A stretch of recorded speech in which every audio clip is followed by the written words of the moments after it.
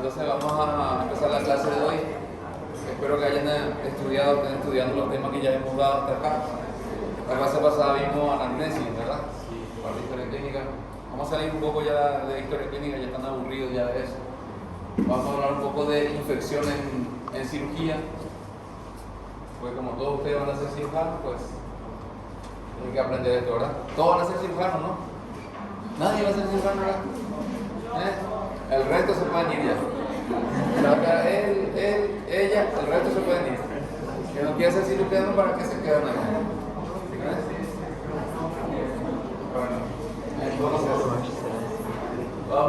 tenemos como competencia, vamos a definir lo que quiere decir infección en cirugía, conocer los diferentes tipos de infecciones en cirugía, comprender la importancia de las normas de asepsia y antisepsia.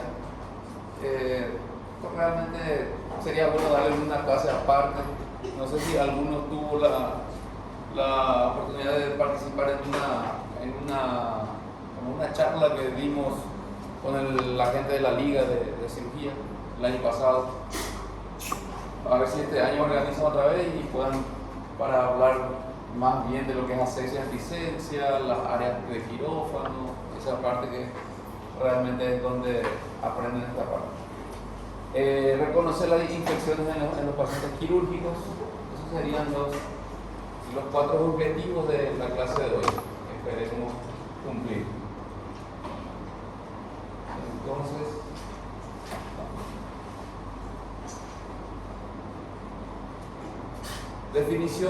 como definición de infección en cirugía como tal, corresponde al conjunto de cuadros anatomoclínicos resultantes de la invasión del organismo ya sea por bacteria, hongo, virus.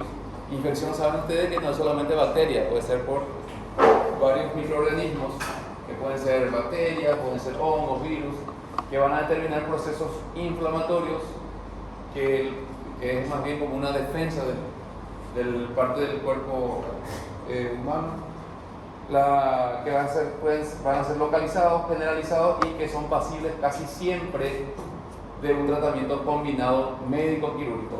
Medicina es casi siempre, no siempre, o sea, no todo es absoluto, porque la medicina no es como la matemática, que 2 más 2 siempre va a ser 4. Cambia mucho, depende de cada paciente. Los médicos tratamos enfermos y no enfermedades, se dice, porque las enfermedades están muy bien descritas en los libros, pero cuando vas a ver en el paciente, muchas veces es totalmente diferente. Entonces, hay un término que tenemos que manejar para poder entender después, que son los sitios quirúrgicos. ¿Qué es un sitio quirúrgico? Sería el lugar anatómico que va a involucrar la intervención quirúrgica desde la incisión en la piel hasta el órgano y los tejidos vecinos donde se efectúa la cirugía propiamente dicha. O sea, anteriormente se utilizaba mucho el término de infección de la herida, se infecta la herida, infección de la herida quirúrgica. Después se fue demostrando que no es solamente de la herida que se puede infectar, sino que se puede infectar una serie de órganos o de cavidades que estuvieron involucrados durante el acto quirúrgico, donde se hizo alguna manipulación, alguna maniobra, incluso se dejó alguna prótesis, se dejó un drenaje, algún cuerpo extraño que pueda en adelante pueda infectarse y por supuesto llevar entonces a una infección. O sea, todo eso se conoce como sitio quirúrgico, no es solamente la herida, sino que la herida donde se abre la piel, después está el tejido celular subcutáneo, más abajo está la fascia, la aponeurosis, músculo, peritoneo, y después entra uno a la cavidad peritoneal como tal, y ahí depende otra vez de qué órgano uno pueda manipular para realizar la cirugía. Y todo eso, como fue manipulado, pues ya queda propenso a una infección, a una invasión por microorganismos. Entonces, si no tenemos bien los cuidados de asepsia, antisepsia, lavado quirúrgico de las manos, respetar bien el ambiente quirúrgico, se puede infectar ese sitio quirúrgico. Y a eso es lo que se le va a llamar infección del sitio quirúrgico. Que más adelante vamos a ver cómo se divide.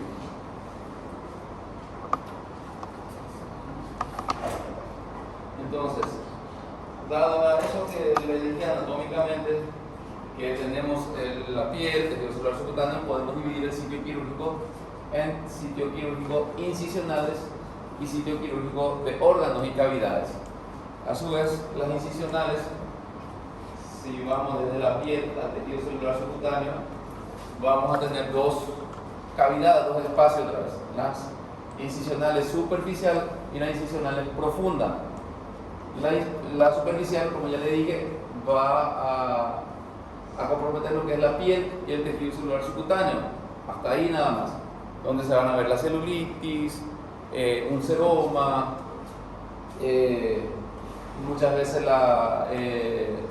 lo que es un forúnculo, pero más bien en la parte quirúrgica, celulitis, seroma, lo que es más frecuente, o a veces se forma alguna pequeña hematoma que después se puede infectar. Profundo ya va un poquito más para abajo, más profundo, como su nombre lo dice, del tejido celular subcutáneo. El tejido celular subcutáneo, el superficial, a veces en los pacientes gorditos es bastante profundo, no es tan superficial, porque su tejido celular subcutáneo es bastante grueso, tejido adiposo, entonces cuando uno abre es bastante profundo, pero no llega todavía a afectar lo que es la fascia, lo que es la aponeurosis, esa estructura blanquecina, dura, que está por encima del músculo, que cubre todo el músculo, que realmente es el verdadero plano o el verdadero pared que protege en este caso lo que es el abdomen, que es donde más trabajamos, pero esto no es solamente del abdomen, puede ser en cualquier otra parte. Pero en el abdomen, sobre todo la aponeurosis, es la estructura más fuerte, la que si se abre, se va a formar una hernia, una degeneración, todo lo demás.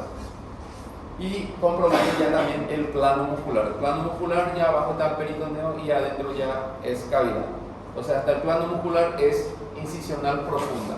Ya de ahí para abajo, ya cuando afecta el peritoneo, que es otra fascia, otra membrana, eso ya es bastante finita y de ahí ya va directo a la cavidad, que sería la zona de órganos y cavidades, que ya sería cualquier sitio anatómico distinto del incisional que haya sido abierto o manipulado durante el acto quirúrgico.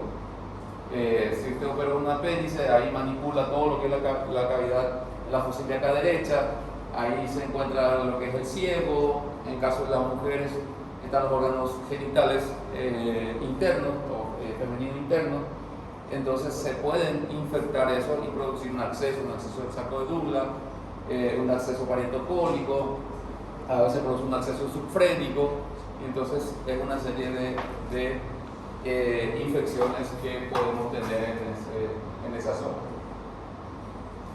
Entonces, ¿están entendiendo hasta ahí? Las infecciones del sitio quirúrgico, antes de pasar ahora, la infección del sitio quirúrgico o que puede afectar cualquiera de estas zonas, decimos que se ve cuando se produce una infección dentro de los 30 días después de una cirugía. No es que el paciente va a venir a los 6 meses y tiene una celulitis justo en la cicatriz y vamos a decir que es una infección del sitio quirúrgico. No, hasta los 30 días nomás. Después de los 30 días ya no es infección del sitio quirúrgico.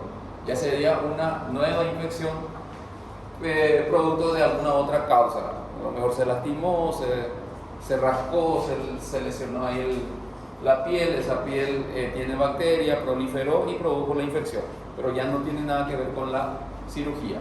Hasta los 30 días nada más se considera, a no ser que se haya dejado algún injerto, alguna prótesis, y en ese caso se puede infectar hasta incluso un año. Ya, o sea, el paciente viene 6, 7 meses después y viene con una infección en el sitio quirúrgico, podemos decir que es consecuencia de la cirugía todavía si se le había dejado alguna prótesis. Por ejemplo, en las hernias, que es bastante común, en las hernias se deja la malla, el tejido ese, o como dicen ustedes, la telita, para cubrir el defecto herniario, y ese, por más estéril que sea, eso viene en un sobrecito, bien sellado, bien estéril. A la hora de hacer la cirugía nos cambiamos de guante para no contaminar, tomamos una serie de medidas, ponemos esa malla lo más estéril posible, fuera, o sea, sin ningún tipo de microorganismo, pero eso igual se puede infectar. O sea, no hay un 100% de seguridad de que no se infecte cualquier tipo de herida. Entonces siempre va a tener una pequeña, un pequeño porcentaje, un pequeño riesgo de que se infecte, y entonces eso puede pasar hasta incluso un año después de la cirugía. Puede venir el paciente con una infección de la herida por la presencia de la malla, porque la malla actúa como un cuerpo extraño. Al tener un cuerpo extraño, el cuerpo, el organismo reacciona a eso, lo reconoce como si fuera un cuerpo extraño y empieza a haber toda una serie de procesos inflamatorios que llegan en un momento a infectarse. Entonces, eso tienen que tener en cuenta. Hasta 30 días si no se dejó ninguna prótesis. Si se dejó prótesis, hasta un año después se puede infectar el sitio quirúrgico. ¿Entendieron eso? Bueno, entonces, para más o menos nosotros saber qué tipo de heridas o qué tipo de cirugías tienen más riesgo o menos riesgo de infectarse que otros, hay una clasificación para eso. La clasificación de las heridas quirúrgicas, sobre todo, no tanto las heridas traumáticas, pero el último tipo, el clase 4, ahí entra también algunas heridas traumáticas, pero esto más bien habla de lo que es la herida quirúrgica como tal, que va a clasificar en clase 1 o herida tipo 1, que son las heridas limpias, que va a tener un riesgo de 1 a 4% de probabilidad de que se infecte esa herida. Por más que sea limpia, como les dije, por más que uno tome todas las medidas de asepsia, antisepsia, material estéril, buenos instrumentales, un ambiente quirúrgico bien manejado, igual hay riesgo de que se infecte. Entonces, pero esas son mínimas la probabilidad. Estas cirugías serían, por ejemplo, cuando se abre una herida bajo todas las normas de asepsia y antisepsia en un quirófano y no se llega a abrir ningún tracto digestivo, respiratorio, genitourinario. Por ejemplo, se abre solamente piel. Vamos a sacar un quiste sebáceo, vamos a operar un lipoma. Incluso la misma hernia, en la hernia umbilical o en la hernia inguinal, nosotros no llegamos a abrir la cavidad como tal, no llegamos a abrir un intestino, no abrimos vía biliar, nada, no se abre, solamente se diseca el saco es peritoneo, se introduce otra vez y ya se cierra lo que es el defecto herniano. Eso sería una cirugía limpia, pero hay algunas clasificaciones que lo meten en una limpia contaminada por el hecho de que se le pone una malla, que ya es un cuerpo extraño, por más estéril que esté, ya es un cuerpo extraño. O algunos lo clasifican en una herida tipo 1B. Está la 1 y la 1B. Entonces, depende de la clasificación de los libros, de la literatura que vayan a consultar, pueden encontrar esa clasificación. Pero algunos lo meten directamente en tipo 1 porque es una cirugía limpia, pues no se llega a abrir ninguna cavidad, no se llega a abrir ningún tracto digestivo, urinario, no hay contaminación, por lo tanto se considera que es limpia, pero por el hecho de que tiene la malla, un cuerpo extraño, pues aumenta un poquito más el riesgo de que se infecte. Entonces, la clase 2, la limpia contaminada, tiene una probabilidad de 4 a 10%, aumenta un poquito más ya el riesgo de que se infecte. Por ejemplo, las cirugías de apéndice, una apendicitis aguda en los primeros estadios, que no esté gangrenado, que no tenga pus todavía, una apendicitis catarral o flemonosa, está dentro de una limpia contaminada. La cirugía de vesícula está dentro de la limpia contaminada porque se llega a cortar un tracto y siempre va a haber, por más que uno liga primero o le pone los clips primero al conducto y después corta, igual siempre va a haber un pequeño derrame de bilis y eso ya aumenta el riesgo de que se llegue a infectar. Y más todavía cuando es cirugía de apéndice, porque el apéndice abrimos, cortamos, por más que ponemos pinza, ligamos, cortamos el apéndice, pero el apéndice es intestino, es el final del intestino del ciego, y entonces siempre va a haber materia fecal que puede derramarse un poquito dentro de la cavidad peritoneal y en un futuro producirme una infección del sitio quirúrgico. Esto no quiere decir que siempre se van a infectar, para eso hay una serie de medidas, antibióticos profilácticos, para poder evitar todo esto. Pero siempre va a tener más riesgo que operando una hernia, por ejemplo. Entonces, la clase 3, que es las heridas contaminadas, donde ya trabajamos directamente con tracto digestivo, vamos a tener que abrir, hacer una resección, por más que sea bajo cuidado, vamos a operar un tumor o alguna lesión en el intestino y tenemos que resecarlo, vamos a abrir ese intestino y entonces, por más que tapemos todo, siempre va a haber contaminación. También las heridas, muchas veces esta limpia contaminada se puede convertir en contaminada porque a la hora de abrir se nos derrama más bili, se rompe la vesícula, se rompe el apéndice. A veces el apéndice está muy inflamado y cuando va a manipularlo, como está todo friable, se abre accidentalmente y me contamina el campo quirúrgico. Entonces eso es una herida contaminada. O muchas veces el estudiante entra a mirar y sin darse cuenta se pega a la mesa, toca la parte estéril y me contamina toda la mesa. Entonces todo eso hay que tener en cuenta. Y la clase 4 o la herida sucia, herida quirúrgica sucia, pues ya son esos, más bien ya las heridas traumáticas, sobre todo arma blanca, arma de fuego, en abdomen ya uno entra, ya está lesionado el intestino, ya hay contaminación por materia fecal, o ya se va a manejar cavidad purulenta, ya hay accesos, colección de pus, y entonces ahí donde vamos a trabajar. Eso ya está sucia, ya la herida. Entonces el riesgo aumenta de 10 al 35%, casi que todas ya se van a infectar. O sea, realmente estamos trabajando sobre una infección. Cuando vamos a drenar un acceso, eso ya es una herida sucia. Entonces, de acuerdo a eso, es el riesgo que tenemos de que se llegue a infectar nuestro sitio quirúrgico.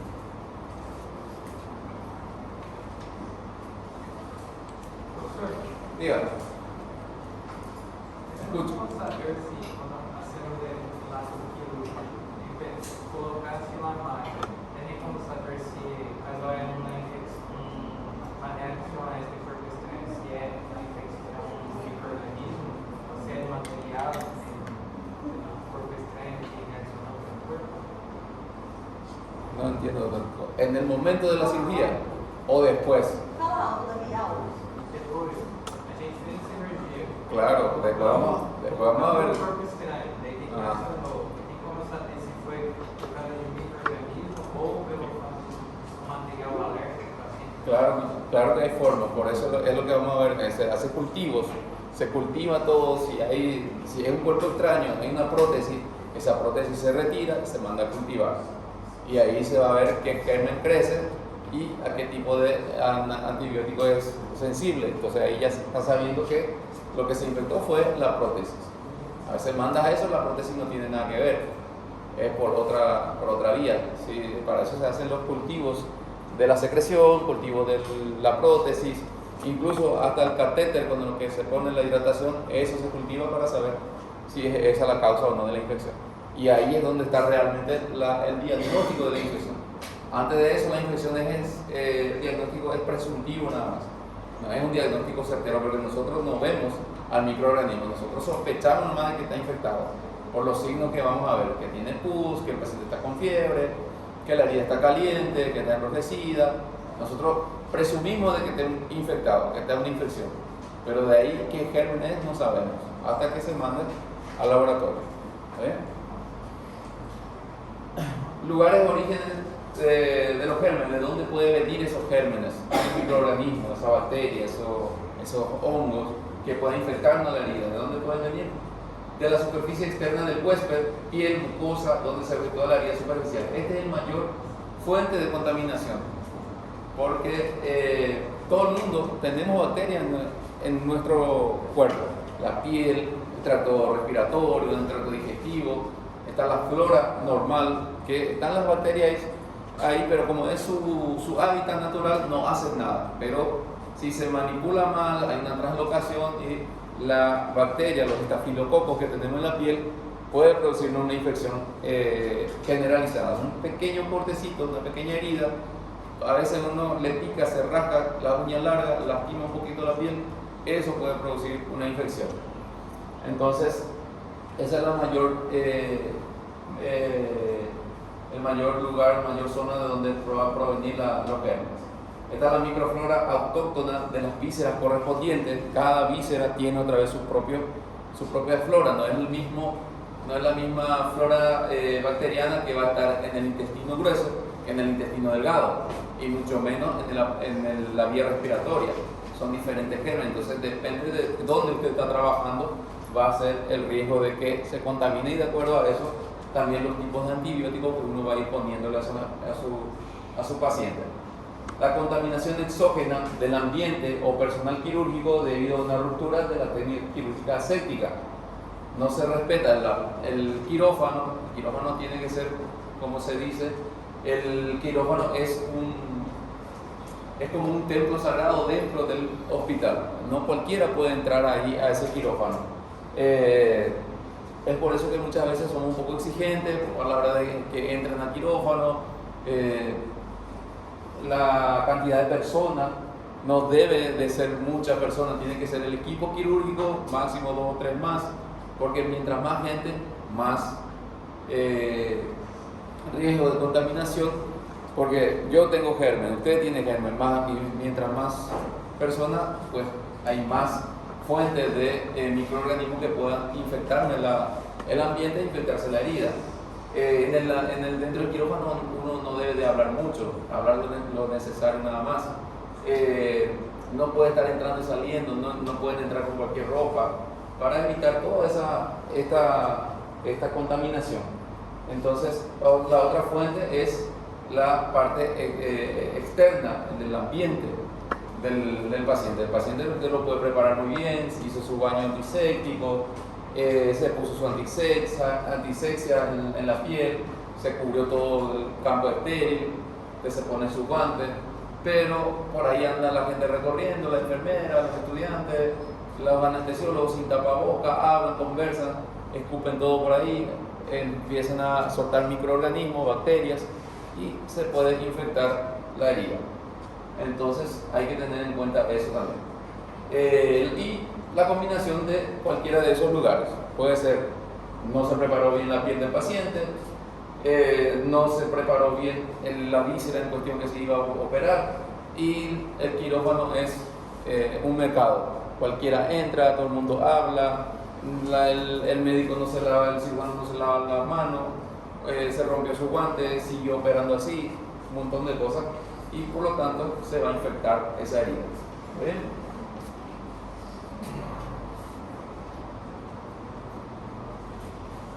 Así también hay defensas que son endógenas, las defensas endógenas del huésped, que puede evitar esa contaminación. No quiere decir que todo el mundo se va a contaminar. Por ejemplo, si entran ya, los que ya tuvieron la oportunidad de entrar al quirófano con nosotros, ya van a saber van a decir cómo entonces de ustedes no se infectan las heridas, porque nuestro quirófano es pobrecito, todo el mundo entra, todo el mundo grita, todo el mundo habla, la puerta ni se cierra hasta que se cae, el aire acondicionado no sirve, nada que ver con un quirófano como debe ser. Pero hay un Dios y vive allá en el hospital con nosotros, por eso es que no se infectan las heridas.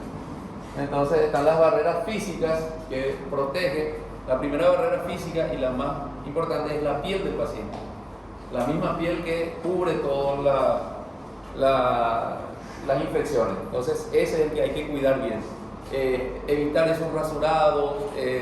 Muchas veces anteriormente los pacientes cuando se van a operar, las enfermeras le rasuraban, le depilaban el abdomen porque tenía mucho pelo para operar, y esa depilación o ese rasurado lastima la piel y hace que las bacterias proliferen y entren y contaminen nuestra herida. Entonces eso es mejor evitar. Si se va a hacer un rasurado, tiene que ser por lo menos 1 o 2 días antes en las cirugías programadas. En la cirugía de urgencia ya no se debe de hacer eso. Lo máximo, si tiene muy largo el pelo o si va a trabajar la cabeza, es recortar, rebajar lo más que se pueda, pero sin tocar la piel como tal. La defensa inmunológica, como la inmunoglobulina, el sistema de complemento, la citoquina, todo esto que tiene el proceso inflamatorio, que cualquier cortecito o cualquier agresión, el paciente va a desencadenar un proceso inflamatorio para poder ir a destruir la invasión de microorganismos. Y por lo tanto, a esto se le suma la fagocitosis, los macrófagos, y esas células van a ir a actuar a destruir todos los microorganismos que puedan entrar, más aparte el antibiótico terapia profiláctica que se le va a aplicar a los pacientes. ¿Está bien? Entonces, hay unos cuantos gérmenes que pueden producir las infecciones, como les dije, no solamente bacterias, tenemos hongos, tenemos virus. Esto yo les traje del capítulo 6 del Schwartz, el principio de cirugía, la 10ª edición, para que se aprendan esto. Si no saben esto, no van a pasar cirugía. Se lo van a aprender de memoria, con mentira. Esto nadie se lo va a aprender. Entonces, para que tengan un conocimiento nomás para que vean de que son bastantes bacterias. Si van a aprender todo eso, van a ser microbiólogos. Entonces, hay cocos aerobios gram positivos, anaerobios, hay bacilos aerobios gram negativos, cocos gram negativos, hay otras bacterias, hongos, virus, ¿no? Hay un montón de gérmenes patógenos que nos pueden producir una infección. Y muchos son de la comunidad y otros son propios del mismo hospital, del ambiente hospitalario. Y otros otra vez dentro del hospital, dentro del quirófano.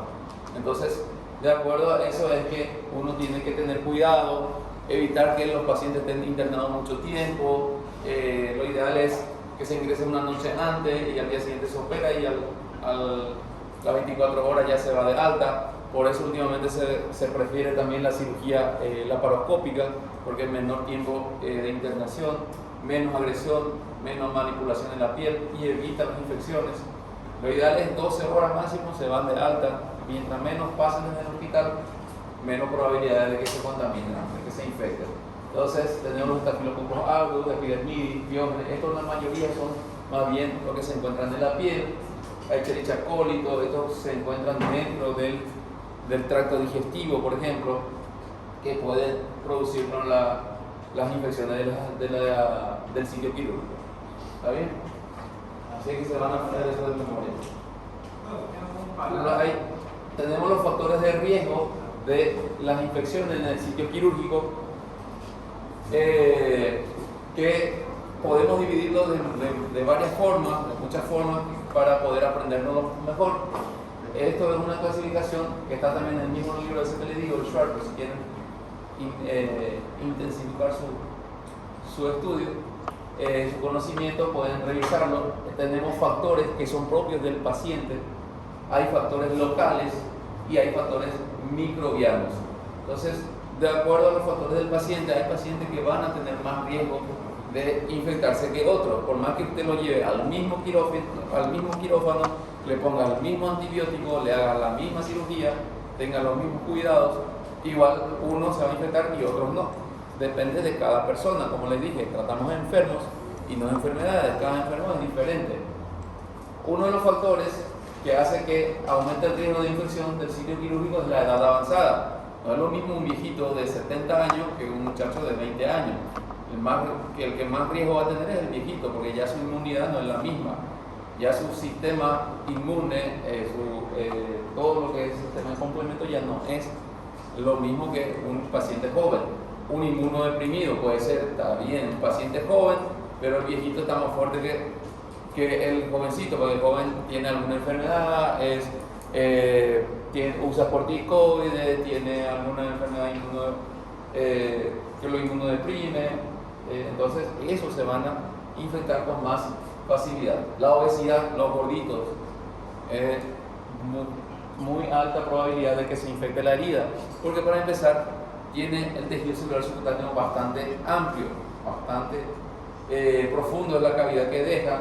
Esa misma grasa se emulsiona, empieza a producir secreción, el seroma, y ese seroma se infecta porque las bacterias van ahí directamente. Otro es porque no se ventilan, tienen muchos pliegues, entonces la herida queda a veces por debajo de ese pliegue y se cae, lo tapa la herida y no tiene ventilación. Está húmedo, está mojado ahí, no tiene ventilación. Los gérmenes anaerobios oportunistas entran y infectan esa herida. Entonces los gorditos tienen esa probabilidad. Los pacientes con diabetes mellitus ya saben, me imagino que la diabetes mellitus tiene miles de complicaciones, tanto a nivel de la microcirculación como la macrocirculación, y entonces tienen más probabilidad de infectarse la herida. Ellos, para empezar, su inmunidad baja también, y entonces no responden de la misma manera que una persona, que un paciente normal. Procesos inflamatorios crónicos, pacientes ya tienen algún proceso inflamatorio, alguna enfermedad crónica, inflamatoria crónica, como por ejemplo la enfermedad de Crohn, las colitis ulcerativas idiopáticas, que son procesos crónicos, y más a eso le suma una cirugía, pues se va a infectar más fácilmente.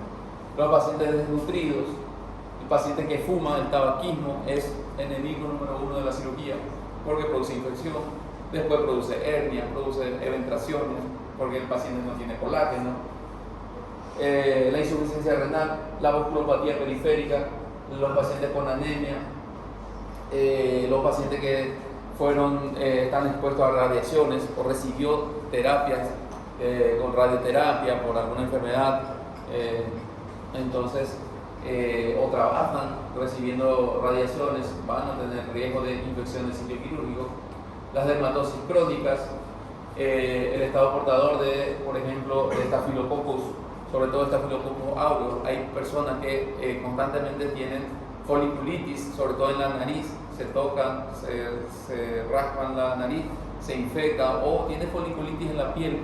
Esos son portadores crónicos ya de Staphylococcus, y entonces si usted va y hace la incisión encima de esa foliculitis, ese estafilococo que está ahí en la piel va a penetrar y va a infectar la herida. Entonces es muy riesgoso operar esos pacientes. Las operaciones recientes, mientras más agresión, más probabilidad de infección. El paciente, por eso es que muchas veces te dicen, pacientes, sobre todo las mujeres, que se hizo una cesárea y después quiere hacerse una ligadura o quiere repararse una hernia. Dice, ¿cuánto tiempo tengo que esperar? Y mínimo 6 meses. Y a veces quieren operarse enseguida, ¿no? Como mínimo 6 meses, porque tiene que haber un proceso de cicatrización, que lo ideal es 1 año entero. La cicatrización dura por 1 año para que llegue a un 90% de la cicatrización. Y entonces el riesgo de infección también aumenta, porque está todavía en un proceso de cicatrización donde hay una serie de procesos dentro del cual también está el proceso inflamatorio, la coagulación, todo eso, y puede llevar a la infección del sitio quirúrgico. Factores locales, la cirugía abierta en comparación con la laparoscópica es abismal la diferencia.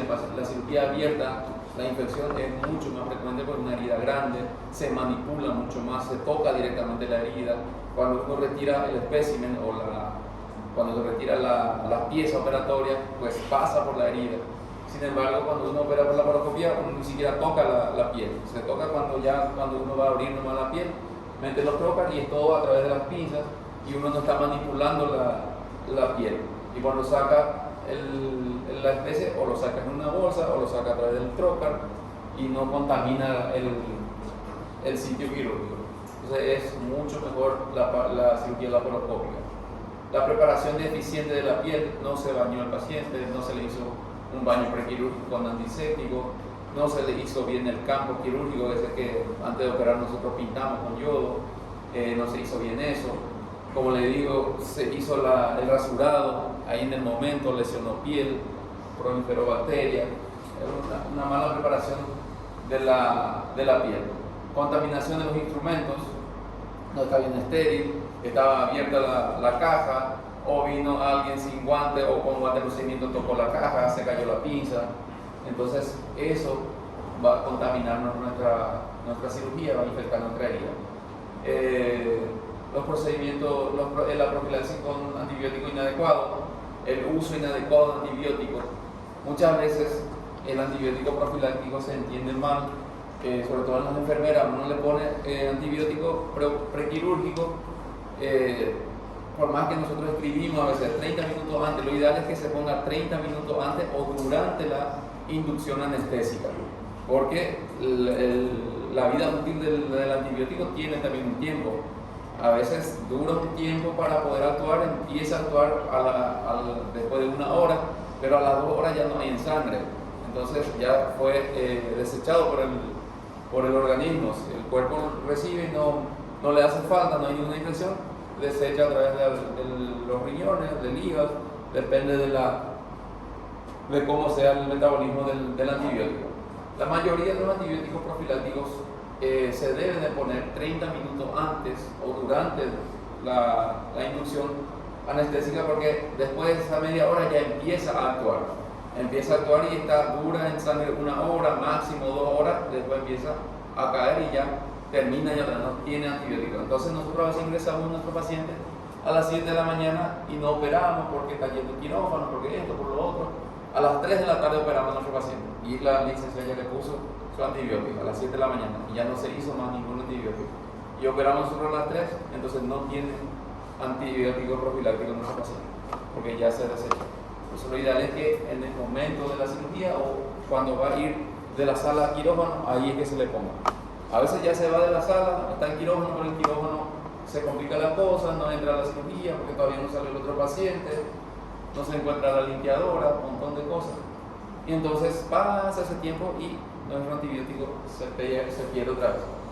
Igual, ya vamos a hacer una cirugía muy prolongada, procedimiento prolongado, una cirugía que ya lleva 4 horas, tiene que reforzar el antibiótico intraoperatorio, porque a las 2 horas ya no hay más antibiótico. Entonces, después de 2 horas, volver a hacerle otra dosis de antibiótico profiláctico para que mantenga en sangre.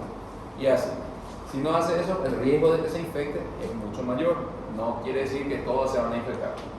Entonces, los procedimientos prolongados por eso, la necrosis local del tejido, si ya está necrosado es porque no le está llegando sangre. Si no le llega sangre, el tejido no tiene vitalidad, está isquémico, se necrosa y ya hay proliferación de bacterias. Donde hay una oportunidad para ellos proliferan y ya está circulando bacteria ahí. Y si usted, por ejemplo, no limpia bien esa zona necrótica, una herida traumática, si usted no quita bien la parte necrótica y sutura, esa herida se va a infectar. Tiene que reavivar los bordes, cortar bien, quitar todo eso, esa zona necrótica, esa zona negruzca que está, y después suturar, ver que sangre la herida y después suturar, porque ahí va a haber mejor cicatrización y menos riesgo de infección. Las transfusiones sanguíneas, sobre todo transfusiones múltiples, masivas, corren mucho más riesgo de infectarse, porque esa sangre es una sangre que ya está extracorpórea, está afuera, está, por más que está bien cuidado, en un ambiente estéril, en una bolsa estéril, con una temperatura adecuada, igual tiene más riesgo ya de que se infecte o que el mismo organismo reconozca como un cuerpo extraño, porque no es su sangre lo que le está entrando, por más que sea del mismo tipo sanguíneo, ya es de otro, y el organismo reacciona contra eso y puede producir la infección. La hipoxia y la hipotermia son factores de riesgo también muy importantes, la falta de oxígeno y la baja temperatura. Por eso en los ambientes quirúrgicos, en los quirófanos, los aire acondicionados no se deben mantener ni muy fríos ni muy calientes, ¿no? Más o menos 24 grados, y si va a bajar más la temperatura, el paciente, después de que el paciente esté todo tapado, cubrimos todo el paciente y después de eso se puede bajar la temperatura. Entonces, porque la hipotermia hace vasodilatación y el paciente no tiene ese poder de tener escalofrío, de tener temblores, de hacer la vasoconstricción, entonces las bacterias proliferan más fácilmente. Diga. Naquelas cirurgias de abdômen que utilizar a tela depois do problema. E aí, às vezes, acontece que aconteceu com o líquido, né? Que a terceiroma por baixo da tela, entre a tela e o tecido. É normal acontecer várias vezes? Porque ele sabe que o seroma após a cirurgia, uma cirurgia grande, como que o implante da tela, que todo mundo lembra, no abdômen, até um certo tempo é normal, de 3 4 dias aparecer aquele seroma. Não, porque não dá água. Fala devagar.